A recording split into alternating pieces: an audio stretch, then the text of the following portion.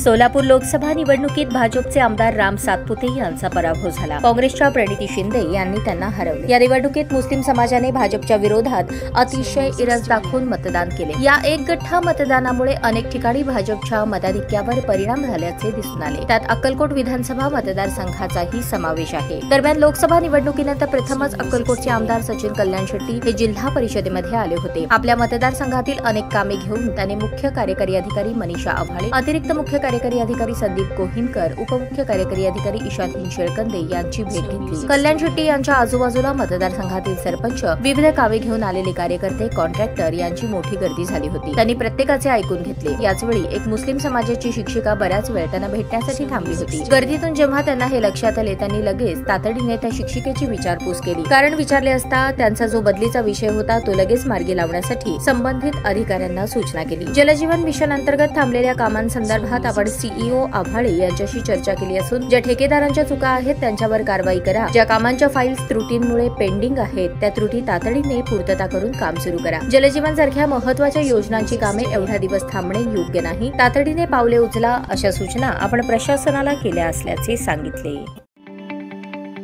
ताज्या बातम्या पाहण्यासाठी प्राईम महाराष्ट्र न्यूज चॅनलला सबस्क्राईब करा।